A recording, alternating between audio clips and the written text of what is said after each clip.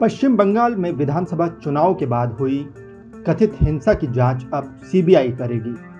Calcutta high court ने पश्चिम बंगाल में चुनाव के बाद हुई हिंसा के दौरान हत्याएं, लूट और बलात्कार जैसे गंभीर मामलों की जांच करने के लिए सीबीआई को आदेश दिया है। हाई कोर्ट के कार्यवाहक मुख्य न्यायाधीश राजेश बिंदल की अगुवाई वाली 5 सदस्यीय पीठ ने पश्चिम बंगाल में चुनाव के बाद हुई कथित हिंसा के मामले की जांच के लिए एसआईटी का गठन भी करने का आदेश दिया है। हाईकोर्ट की इस पीठ ने कहा है कि दोनों जांच अदालत की निगरानी में की जाएगी।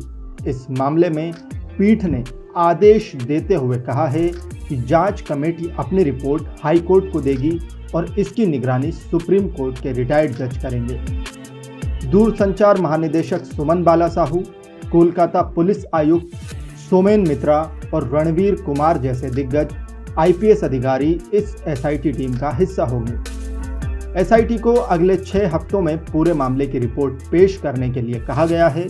रिपोर्ट सौंपने के बाद अगली सुनवाई 24 अक्टूबर को होगी।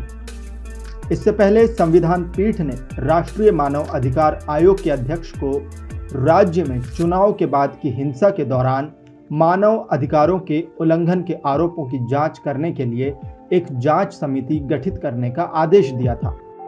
इस दौरान पैनल ने अपनी जांच रिपोर्ट में ममता बनर्जी सरकार को दोषी ठहराया था और उसने बलात्कार और हत्या जैसे गंभीर अपराधों की जांच के लिए मामले को सीबीआई को सौंपने की सिफारिश भी की थी। इस जांच के दौरान कमेटी ने कहा था कि मामलों की सुनवाई राज्य के बाहर की जानी चाहिए। इस रिपोर्ट में कहा गया था कि अन्य मामलों की जांच अदालत की निगरानी वाली विशेष जांच टीम यानी एसआईटी द्वारा की जानी चाहिए और न्यायिक निर्णय के लिए फास्ट ट्रैक कोर्ट, विशेष लोक अभियोजक और गवाह सुरक्षा योजना होनी चाहिए। बता दें कि इस मामले में 3 अगस्त को सुनवाई पूरी हुई थी।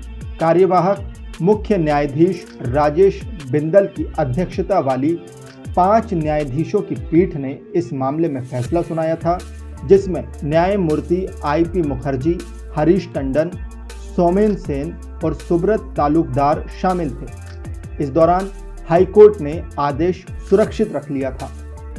वहीं इससे पहले इस मामले में अदालत के समक्ष कई जनहित याचिकाएं दायर की गई थी।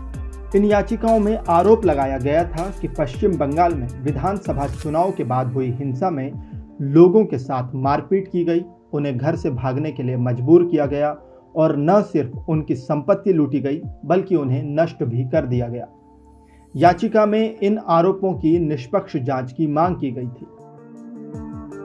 वहीं हाईकोर्ट के फैसले का स्वागत करते हुए केंद्रीय मंत्री अनुराग ठाकुर ने कहा कि लोकतंत्र में सभी के पास अपनी विचारधारा फैलाने का अधिकार होता है, लेकिन किसी को हिंसा फैलाने का हक नहीं है। लोकतंत्र में हिंसा का कोई स्थान नहीं है। इस वीडियो में फिलहाल इतना ही। देश विदेश की तमाम बड़ी खबरों के लिए लोकमत न्यूज़ हिंदी के YouTube चैनल को सब्सक्राइब करें। अगर आप हमारा ये वीडियो फेसबुक पर देख रहे हैं तो हमारे फेसबुक पेज को फॉलो करें।